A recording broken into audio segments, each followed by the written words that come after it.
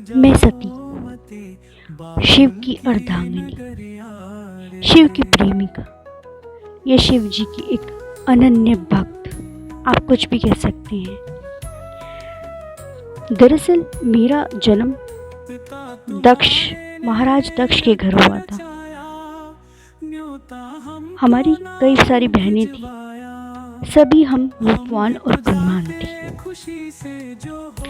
लेकिन पिताजी को हमसे संतोष नहीं था। वे चाहते थे कि कोई ऐसी पुत्री हो जो सर्वशक्ति संपन्न हो। इसलिए पिताजी ने घोर तपस्या की। कई दिन तपस्या करने के बाद उनको माता भगवती ने दर्शन दिए और बोला कि मैं तुम्हारे तप से प्रसन्न हूँ और मैं स्वयं तुम्हारी पुत्री के रूप में जन्म लूंगी और जिसका नाम होगा सती।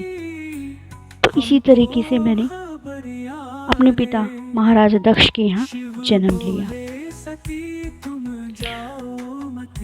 सभी मेरी बहनें अलौकिक, मैं सब में अलौकिक दिखती थी मेरे पिताजी को।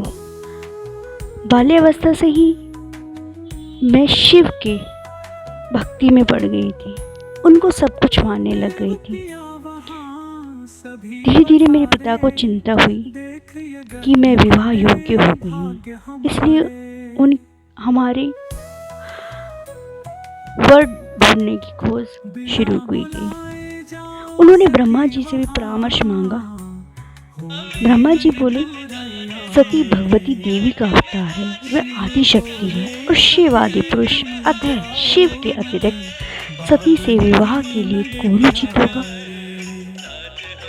परम पिता की बात मानकर पिताजी ने मेरा विवाह शिव के साथ कर दिया और मैं कैलाश में शिव जी के साथ रहने लगी। एक बार की बात है, ब्रह्मा जी ने एक सभा का आयोजन किया। उस सभा में मेरे आराध्य शिव भी ध्यान लगाए हुए बैठे थे। जब वहाँ पिताजी पहुँचे तो सभी ने खड़े होकर उनका अभिवादन किया, परंतु शिव तो ध्यान में थे। उन्होंने पिताजी को नहीं देखा और न ही वे खड़े हुए, इसलिए पिताजी ने अपना अपमान का अनुभव किया। यही नहीं, उनके हृदय में भगवान शिव के लिए ईर्ष्या की आग जल उठी, जाने क्यों। और वो भगवान शिव मेरे आराध्य से बदला लेने के लिए हर समय अवसर का इंतजार करने लगे। समय बीतता गया। एक बार पिताजी ने अपने यहाँ विशाल यज्ञ का आयोजन किया। इस यज्ञ में सभी देवता और मुनियों को बुलाया, परंतु मेरा आराध्य शिव से बैर के कारण उन्होंने भगवान शिव को उस यज्ञ में आमंत्रित नहीं किया।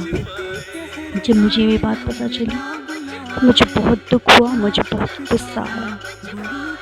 उस समय आराध्य समाधि में थे, अतः वे शिव जी से अनुमति लिए बिना ही मैं अपने पिताजी के यहाँ यज्ञ में चली गई। यज्ञ में सभी देवता शामिल थे, लेकिन भगवान मेरे आराध्य को ना देखकर मुझे बहुत क्रोध आया। अपने ही पिता पर मेरे ही पिता ने ऐसा व्यवहार क्यों किया। तब पिताजी बोले कि तुम्हारा पति शमशानवासी है और भूतों का नायक है, वह तुम्हें बागंबर छोड़कर और पहना ही कह सकता है। ये सब सुनकर मेरे हृदय में पश्चाताप का सागर उमड़ा। स्त्री के लिए ही पति ही सब कुछ होता है। ये अपमानजनक शब्द सुनकर मैं रह नहीं पा रही थी, वहाँ खड़ी नहीं हो पा रही थी। इस सभा में मेरे सामने मेरे पति का अपमान हुआ। अब मैंने सोच लिया था मेरा जीवन ही बेकार है। मैं एक पल भी इस जीवन में नहीं रहना चाहती थी। मुझे सारे अनुभास हुए। अपने आराध्य शिव के बारे में सोचा, लेकिन मैं उनका अपमान कैसे सहन कर सकती थी। यही सोचकर मैं उस यज्ञ के कुंड में कूद गई। तभी वहाँ हाहाकार मच गया।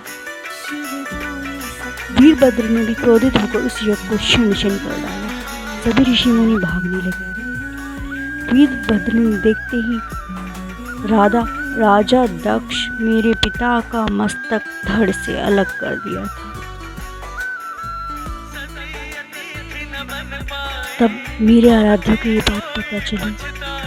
वो बहुत व्याकुल हो गए, मानो कि प्रचंड आंधी की तरह वो यज्ञ स्थल पर जा पहुंचे और मेरे जले हुए शरीर को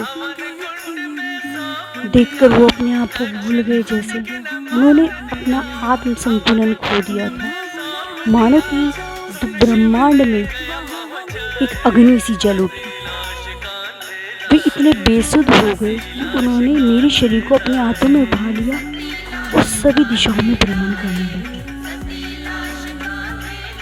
ये सब देखकर पृथ्वी, वायु, जल का प्रवाह रुक गया।